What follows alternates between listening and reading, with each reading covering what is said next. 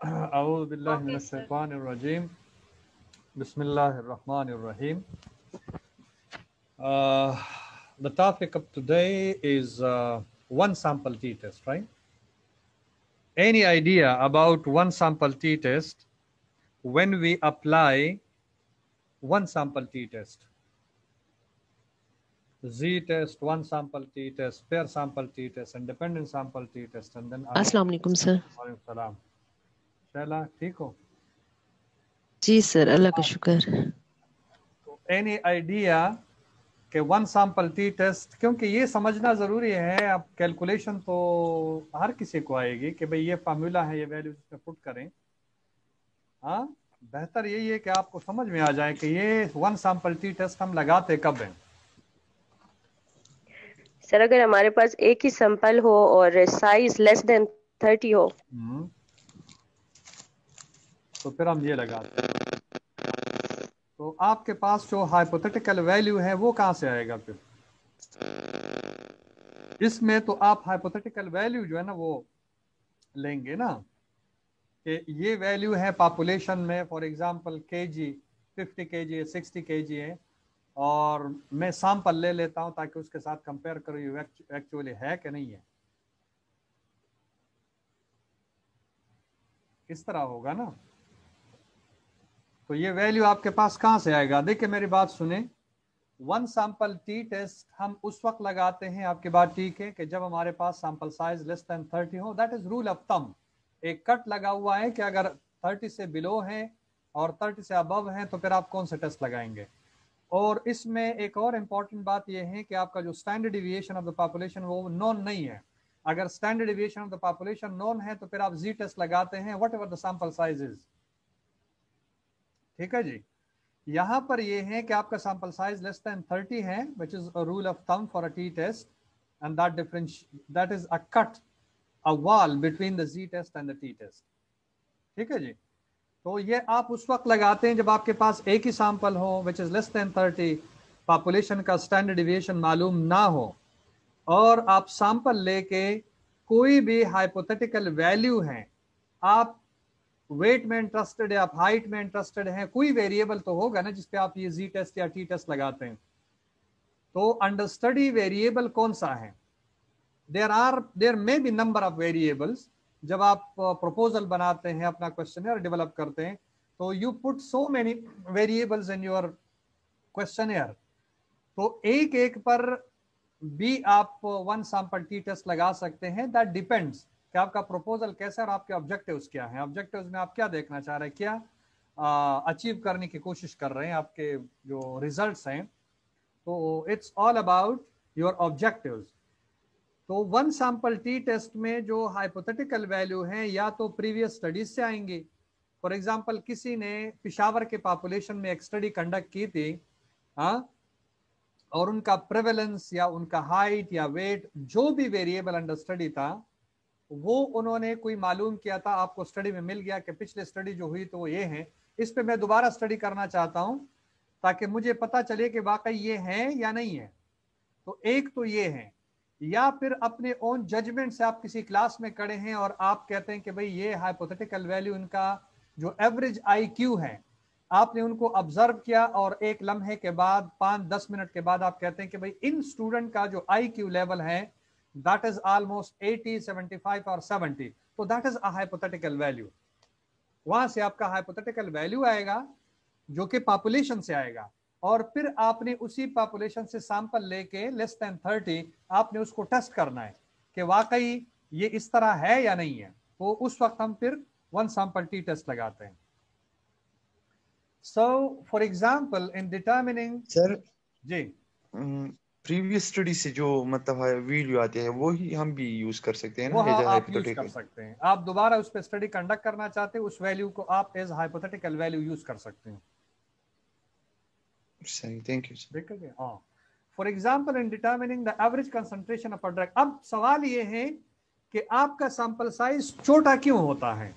ये भी है ना, वो कहते हैं कि भाई आप ज्यादा सैंपल साइज ले लें, बजाय इसका कम सैंपल साइज उस पर टी टेस्ट लगाते हैं, आप जी टेस्ट के लिए 200-300 का सैंपल साइज ले लें। लेकिन यहां पर ये है कि that depends upon the circumstances कभी आपको मिल जाता है, कभी आपको नहीं मिलता, और जब आपको नहीं मिलता तो आपकी मजबूरी होती है लेस देन 30 सैंपल साइज पे फिर आप टेस्ट लगा देते हैं। रिजल्ट ऑब्टेन करने के लिए आपने कोई टेस्ट तो लगाना होगा, तो फिर आप ये 1 सैंपल टी टेस्ट लगाते हैं। तो ये इसके बारे में कि ये सैंपल साइज लेस देन 30 क्यों, कहां से आया और क्यों आया।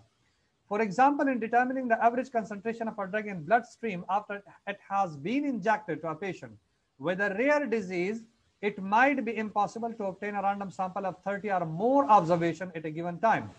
For example, आप कार्डियोलॉजी वार्ड में काम कर रहे हैं और वहां पर कोई 10-15 मरीज हैं जिनको डिजॉक्सिन लग रहा है। डिजॉक्सिन जो डिजिटलस ड्रग्स है, वो अगर आपके पास, फिर सैंपल कहां से आएगा। वही 15 पेशेंट हैं या 20 पेशेंट है, उसमें से आपने उनको सैंपल करना है। सैंपल में भी 7, में भी 8, में भी 9, तो लेस देन 30 हो सकता है ऐसे सिचुएशन में, जब आपके पास बहुत सारे ऐसे मरीज ना हो जिससे आप बड़ा सैंपल साइज जो है ना वो कलेक्ट कर सकें, तो फिर आपने छोटे सैंपल साइज को लेना होगा और उस पर फिर 1 सैंपल टी टेस्ट जो है ना वो अप्लाई करना होगा। So what test procedure can be used to make inferences about the population mean mu. T test, तो इस पे फिर उस हम क्या जी टेस्ट की बजाय टी टेस्ट लगाएंगे, हमारे पास कोई और ऑप्शन नहीं है। हमारा sample size less than 30 already है, मरीज इतने नहीं है। Population variance is unknown, standard deviation और variance is unknown in sample size is less than 30, जैसे मैंने कहा कि which is a rule of thumb.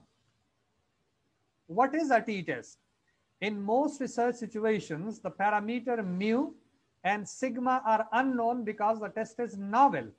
Novel mean that is an unusual, a unique test for which the data is not available.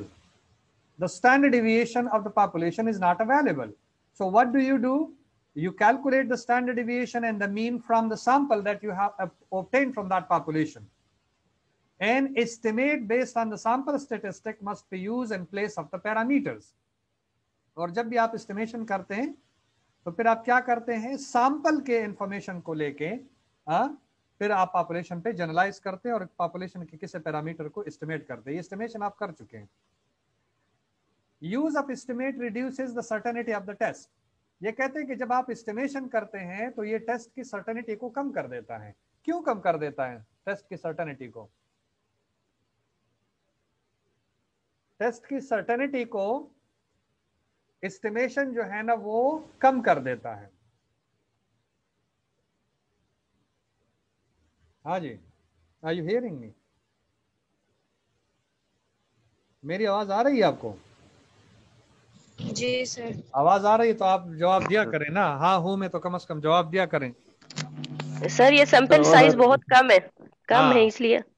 तो जब आप estimation करेंगे तो ये सर्टेनिटी नहीं होगी ना टेस्ट की। सर्टेनिटी कब आती है? जब आपके पास बहुत बड़ा सैंपल साइज है, एक बड़े पॉपुलेशन आप लेंगे तो आपका जो एस्टिमेशन है दैट इंप्रूव्स, इंक्रीजेस है, तो इसकी प्रोबेबिलिटी इंक्रीज हो जाती है सर्टेनिटी की। For very large sample the T test and Z test are identical. कभी कभार तो 30 से जब ऊपर चला जाता है तो जी और टी में बहुत कम डिफरेंस जो है ना वो रह जाता है। T test are just like Z test except that they compensate for the increasing uncertainty of small sample sizes. ऊपर मैंने क्या कहा कि use of estimation reduces the certainty of the test, और जब सैंपल साइज बहुत ही छोटा हो तो ये तो और ज्यादा सर्टेनिटी को कम कर देगा। तो इसको कंपनसेट करने के लिए फिर क्या करते हैं, टी टेस्ट जो है ना वो लगाते हैं ताकि वो इस कम सैंपल साइज को कंपनसेट कर सके। इसलिए हम जी की जगह टी टेस्ट लगाते हैं, अदरवाइज हम जी टेस्ट भी लगा सकते हैं। अच्छा जी, तो use of t test versus z test. Z test mu is known, x bar is computed, ये x नहीं है x bar है, and sigma is known. For t test mu is hypothesized or predicted value, not computed and generally not known. तो आप क्या करते हैं, आप hypothetical value ले लेते हैं। मेरे ख्याल में इस आबादी का जो IQ है वो इतना है, मेरे ख्याल में जो क्लास में बैठे हुए लोग हैं इनका हाइट जो है वो 140 सेंटीमीटर के बराबर है। मेरे ख्याल में इनका वेट जो है, जो मैं देख रहा हूं, इनका वेट जो है 55 kg ऑलमोस्ट ऑन एवरेज है। ये हाइपोथेटिकल वैल्यू है या फिर प्रीवियस स्टडी से आएंगे। एक्स बार इज कंप्यूटेड, यानी mean is computed, sigma is unknown. S is computed and estimated for the population standard deviation. और इस म्यू को, ये सिग्मा जो है, हम क्या करते हैं इसके लिए ये S जो है सैंपल से स्टैंडर्ड डिविएशन हम कैलकुलेट करते हैं, तो वो फॉर्मूला में पुट करते हैं. Degrees of freedom is computed as the one less than the sample size, the denominator of the standard deviation n-1. It is called degree of freedom. ये degree of freedom जो है ना, जब आप T test use करते हैं तो degree of freedom जो है ना आप यूज करते हैं, उसके लिए कैलकुलेट करते हैं उसके टेबल में वैल्यू को आइडेंटिफाई करने के लिए. Degrees of freedom, how well does S approximate sigma? It depends upon the degrees of freedom. The more the degree of freedom, the more better S approximates sigma. ठीक है जी. The less the degree of freedom, the less S approximates sigma. क्या मतलब है इसका? कि sample size जितना बढ़ेगा उतना ही आपका जो S है वो पॉपुलेशन के स्टैंडर्ड डेविएशन को सही अप्रोक्सीमेट करेगा, और सैंपल साइज जितना कम होगा उतना कम जो है वो इसको अप्रोक्सीमेट करेगा. तो it's all depends upon the degree of freedom यानी sample size. The degree of freedom measures the quantity of information available in one's data that can be used in estimating the population variance. Degrees of freedom, the higher the degree of freedom, better is approximate sigma. The T distribution changes with degree of freedom. Degree of freedom अगर कम है तो ये बहुत ज्यादा flat हो जाएगा. आपका जो कर्व है मैं बता देता हूं, ये देखें. अगर आपका डिग्री ऑफ फ्रीडम बहुत कम है तो ये ऐसे आएगा. डिग्री ऑफ फ्रीडम जैसे बढ़ता जाएगा तो ये भी ऊपर की तरफ जाता जाएगा, और जब ये जी पे पहुंचेगा तो फिर ये 30 पे पहुंचेगा तो ये नॉर्मल डिस्ट्रीब्यूशन की शक्ल जो है ना वो इख्तियार कर लेगा ऐसे. तो the shape changes with the degree of freedom.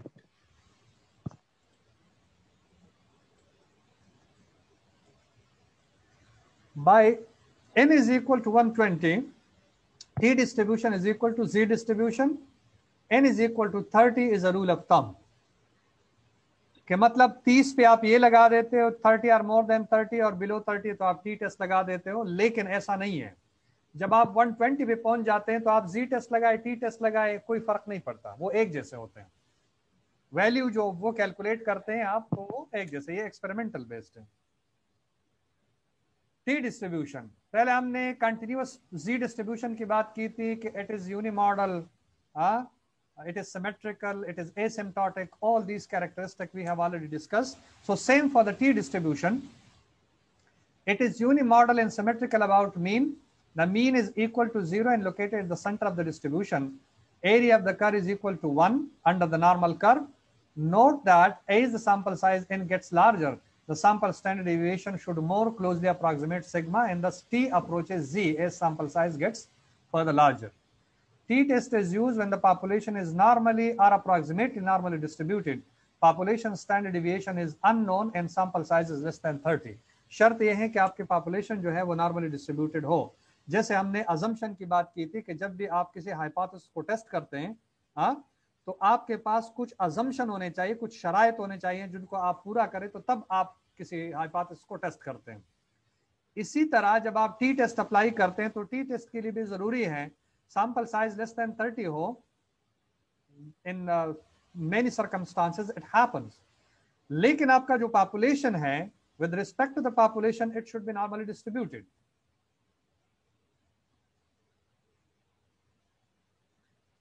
अच्छा, अब हम आ रहे हैं वही जो आपने hypothesis testing में की थी.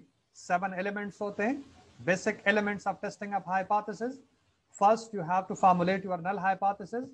Second, there must be an alternate hypothesis or research hypothesis. The null hypothesis is said to be a statistical hypothesis, whereas the alternate hypothesis is said to be a researcher hypothesis. Choice of appropriate level of significance, ये मैंने बात की थी कि आप alpha की value किस चीज के बुनियाद पर लेते हैं.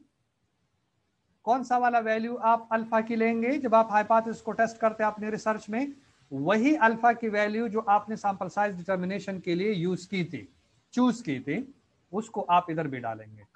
अजम्पशन जो अज्यूम्ड वैल्यूज है हाँ, जो अज्यूम्ड वैल्यूज हैं, क्योंकि आप पॉपुलेशन में अभी तो जा नहीं सकते, हाँ, तो जब पॉपुलेशन में नहीं जा सकते तो आप इसको सीखने के लिए, क्लासरूम में सीखने के लिए हम क्या करते हैं, अपनी तरफ से जो ना वैल्यूज ले लेते हैं कि फ्ला पॉपुलेशन है, उसका मीन इतना है, स्टैंडर्ड डिविएशन इतना है, अल्फा की वैल्यू मैंने इतने ले लिया, और फिर उनको put in the formula and that then you get the result, you calculate and then you get the result, the outcome. तो ये अजम्पशन का मतलब है कि अज्यूम वैल्यू जो आप अज्यूम करते हैं। Test statistic is the formula that you use for calculating the t-test. Application of sample result and the formula to calculate the value of test statistic used for decision purpose. Rejection region or critical region based on alternative hypothesis and level of significance and degrees of freedom. Conclusion, the 7 element hai. If the calculated value of the test statistic falls in the rejection region, you reject the null hypothesis in favor of alternate hypothesis, otherwise fail to reject the null hypothesis. For example, अब ये एक scenario है, एक example है जो हम ले रहे हैं। The average HB level of a normal woman is 13. The doctor of clinic A feels that the pregnant women coming to the clinic are mostly anemic. She takes a random sample of 25 pregnant women who have registered at the clinic and looks at their HB level. The data is summarized below. The sample mean is equal to 11.8 mg per deciliter. Sample standard deviation is 2.6 mg per deciliter and your sample size is equal to 25. Data आपको दिया गया है, तो hypothetical value इसमें कौन सा है आप जो यूज करेंगे म्यू, वो कौन सा वाला है? हाँ जी, एनीबॉडी? ये 13 होगा ना, 13 वाला sir is the hypothetical value.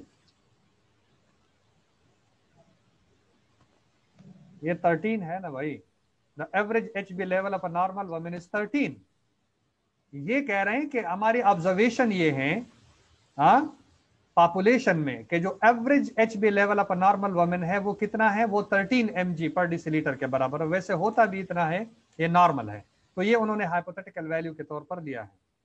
एक नॉर्मल वैल्यू को उठा के, are the pregnant women coming to clinic a anaemic, इस डेटा को बुनियाद बना के जो सिनेरियो है, क्या जो क्लिनिक ए पे वुमेन आ रहे वो वाकई, जो प्रेग्नेंट वुमेन है वाकई एनीमिक है।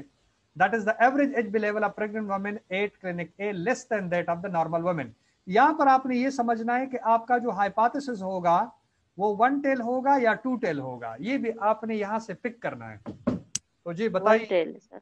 जी सर 1 टेल है, 1 टेल है। सर ये एक साइड पे है ना, लेस देन है ना। अगर मोर देन लेस देन आता है तो ये क्लियरली अंडरस्टूड है, ये डायरेक्शनल हाइपोथेसिस है जी। मतलब ये है कि आप एक साइड पे जाएंगे। और अगर नॉट इक्वल है तो इसका मतलब है कि एम्बिगुअस है, मोर भी हो सकता है, लेस भी हो सकता है, तो फिर आपने 2 टेल हाइपोथेसिस का इस्तेमाल किया। यस, ये आपका फार्मूला है। आपका जो नल हाइपोथेसिस है mu is equal to or more than 13।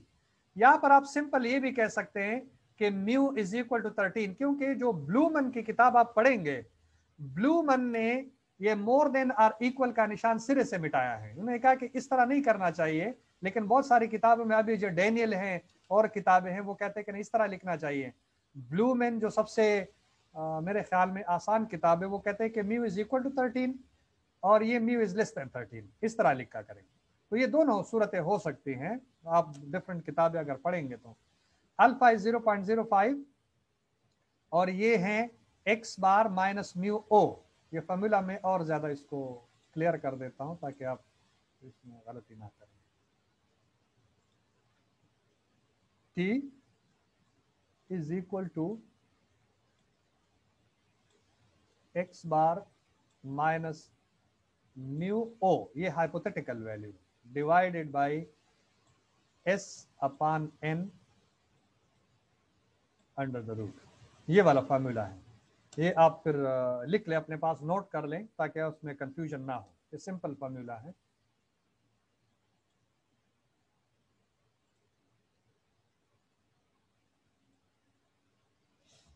अच्छा जी, तो x बार माइनस और s on the basis of x bar, s on the basis of x बार का मतलब ये है कि जो स्टैंडर्ड डिविएशन है वो हमने सैंपल से लिया है।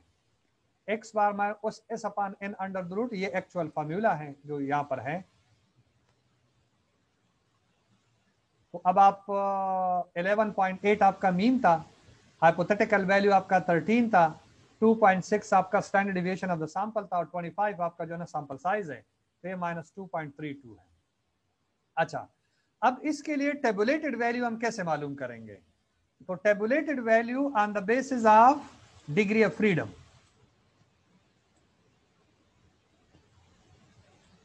Degree of freedom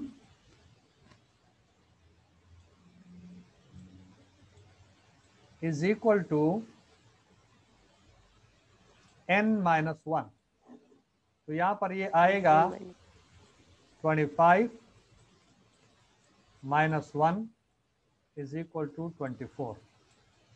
tea table जब आपके पास आए, अभी मैं आपको दिखाऊंगा, तो 24 यहां पर आपका होगा डिग्री ऑफ फ्रीडम 24 होगा, और जो अल्फा आपका है वो पूरा आप लेंगे 0.05। द रीजन इसके 2 टेल हाइपोथेसिस नहीं है, 1 टेल है, तो 0.05 के नीचे और 24 के सामने जो भी वैल्यू आएगा वो आपका टेबुलेटेड वैल्यू होगा, और इस वैल्यू के साथ ये वाला वैल्यू जो आपका कैलकुलेटेड कंपेयर करेंगे और फिर देखेंगे कि आया आपका जो कैलकुलेटेड वैल्यू वो रिजेक्शन रीजन में फॉल कर रहा है कि नहीं कर रहा। तो लेट्स सी।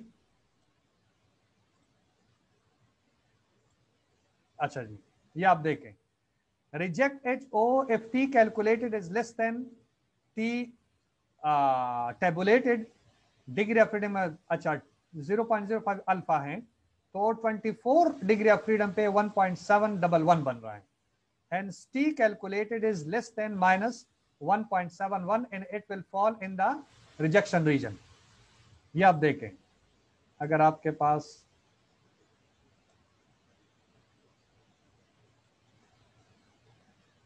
लेस देन की बात हो रही है, ये सही है, माउस काम नहीं कर रहा तो इसलिए मैं, ये आपका अल्फा 0.05 है, जो टेबुलेटेड वैल्यू है वह -1.77 ये है, और आपका जो कैलकुलेटेड है वो -2.32 है। तो आपने रिजेक्ट कर दिया नल हाइपोथेसिस को या एक्सेप्ट कर दिया? हाँ जी, you rejected the null hypothesis, you accepted the null hypothesis? Rejected. Why you rejected? Because it fall in the rejection area. Because the calculated value fall in the rejection region. This is a rejection region. The alpha that you can see 0.05, this area is said to be a rejection region. And whenever the calculated value falls in this area, you straight away reject your null hypothesis in favor of alternate hypothesis.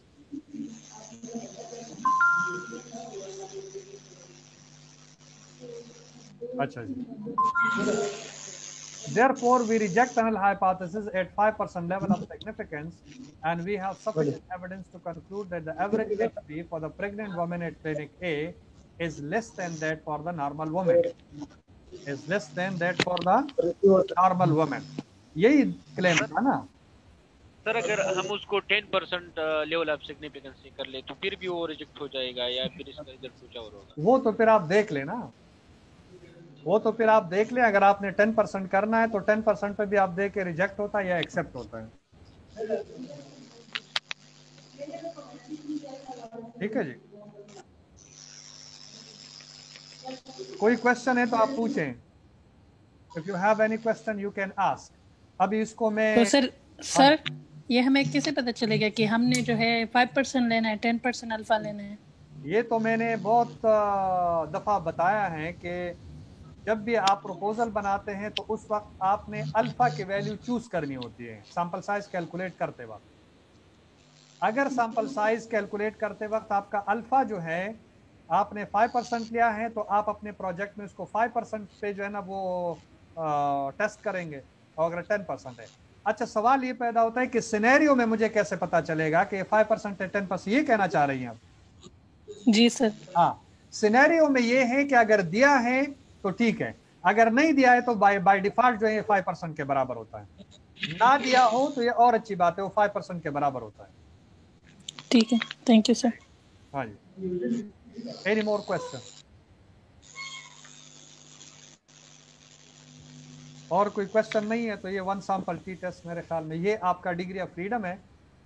तो यहाँ पर ये 24 नहीं है, ये smaller है, आपने 24 पे जाना है डिग्री ऑफ फ्रीडम, और यहाँ पे आपका 0.05 है, तो इसके नीचे आप देखेंगे 1.77 का वैल्यू जो ना आपको मिल जाएगा, ये -2.131 और +2.131। हाँ,